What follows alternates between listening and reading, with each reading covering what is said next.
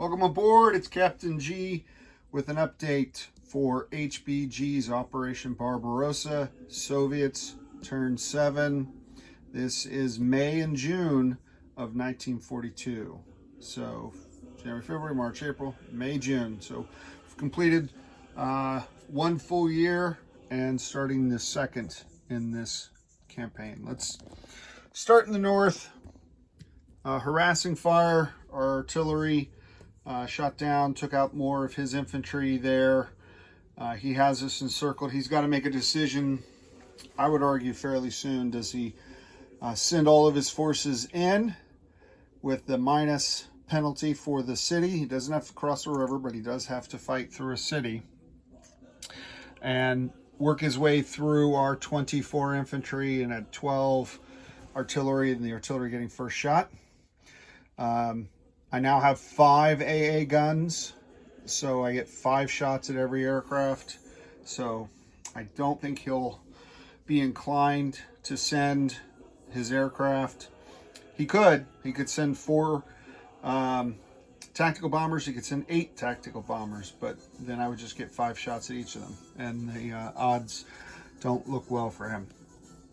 In the center, we moved out of Smolensk and we moved down from Moscow more towards the center. So now I have about 11 infantry and a mech that, if I had some hitters, could possibly come in to relieve Leningrad, but I don't want to poke the bear too much because he's got a large, sorry, I was pointing at things not on camera.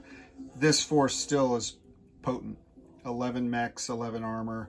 It only has a couple mech, couple armor there, but 11 twos is not that fantastic.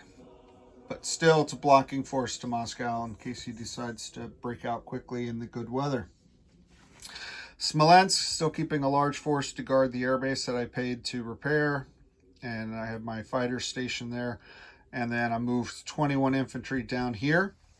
This was the first time, as we're experimenting with our partisan rules, that we had an instance where the Soviet main army liberated a zone with active partisans in it. So we talked through, well, what should happen in that scenario? And we're open to suggestions, so please leave comments. Like I said, we're playtesting and experimenting with this great game to make it even greater. And one thought was, well, if you have 2, they can be combined and you add 1 infantry to the liberating force. But I only had 1, so does it just go away, or couldn't it remain active to infiltrate or move into other zones? So right now we decided to just leave it there, leave it active. It'll defend if attacked, and possibly it can move into other zones, but we'll play with that. In the far south, I basically have abandoned Odessa. It was a tough decision, but I couldn't sustain it and Sevastopol. So I have retreated with 1 supply and the armor, while this one did some covering barrage attacks. And these heroes of the Soviet Union will fall when the Romanians finally take it after a year. And the armor skipped Sevastopol and came down here because I need him in this far southeastern zone, and I'll jump there here in a minute. So the supply got added to the stack. I can only send 2 units by sea per turn, so I had to make a decision. Do I want to evacuate the tank and the supply? Do I leave the supply but then it'd be consumed or captured? Do I reinforce Sevastopol? So next turn, I can send 2 supplies to Sevastopol and then start building up its defense. But here in Donetsk, outside of Kharkov, this is what we decided to do. So the 18 infantry, some supplies, a couple AA, were encircled entirely by the Axis. So the strategy I came up with was to blitz down, although it was behind from Libny move 1, 2 with my motor corps. I had 4 armor at the time. You can see I only have 1 left. 4 armor, 3 mechs, some artillery. Bring the infantry down out of Kharkov. So all those were attacking at full strength. And then the forces attempting the breakout were attacking with a negative at a reduced factor because they're encircled and they have to both defend their lines while they attack. So that's the thought behind giving them a penalty. But he had a large force here, but some Italian tanks, about a 12, maybe 14 infantry, Germans, some artillery, but that was about it. It took several rounds because only the tanks seemed to be hitting very often. Lots of 2s and 4s on both sides, but we did take it, and then we reinforced it with more trucks to bring in more infantry down here to this force as cover, because he's got the it's hard to find a place to set this thing as I move it forward. So this task force marker is running out of places for me to put it, but the 4th Panzer Army is here, and it borders, right? They could come right back here. A lot of steel, a lot of tanks, mechs, some artillery, but no AA, and he had supplies. So my air forces, rather than commit them here, which is inside the scramble range of his fighters at this airbase in Kyiv, I wanted to avoid that. I set my air to hit the 4th Panzer supplies. So I think I lost 1 tactical bomber shot down by, actually I said no AA, but he does have AA. I put it on the map so I can track it, not the task force. So his AA did get a hit on one of my tactical. And between the medium bombers and the surviving tactical, we did destroy his supplies. So that will prevent him from attacking down, because these guys don't have any supplies. The closest supplies, not through the city. He's surrounded by Soviets on almost every side. No supplies. He has to go all the way back here, which is 2 away.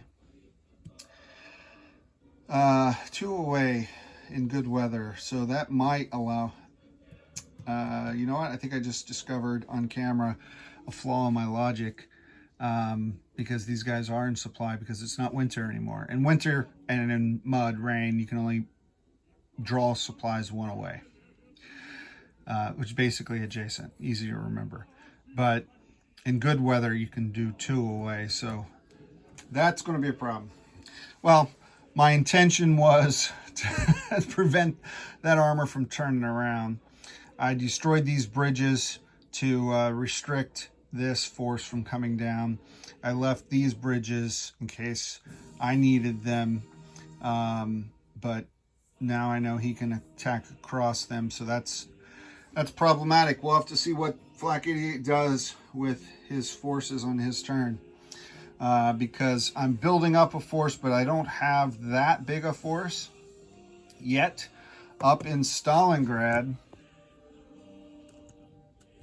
here we go, up in Stalingrad, I'm building the 5th Shock Army, which right now is a couple guards, tank, couple mechs, couple artillery. I've already sent forward mechs, artillery, and infantry. I have 4 more. I used all 40 to build 4 guards, tanks with the train that I could zip down here. So we'll see where he goes on his turn, and then whether or not the 5th Shock Army or the Siberian Relief can combine with the survivors there. And I think that's basically it. If he makes it to Baku and holds it for a turn, my anniversary I got just the other day, I'm very excited about it. If he makes it to Baku and holds it for a turn, that's like holding Moscow, so that's considered a win. Game over for the game over for the Soviets. The Axis would win. So that's where he's going. Of course, if he crosses the river and starts moving down, and I have forces that can cut off his supplies, then he would be encircled. So it's a huge risk, and that's kind of why they went to Stalingrad, right? To prevent that from happening. So we'll see. That pretty much does it. Next up is then the Germans for turn 7. And Flak 88 will roll initiative to see if the Germans get to go 2 in a row. If that happens, that could be disastrous for the Soviets. But if I retain the initiative on turn 8, I hopefully should be able to recover from whatever it is he does. So, high risk, high reward when your nation is invaded by fascists. On behalf of Flak 88, this is Captain G, over and out.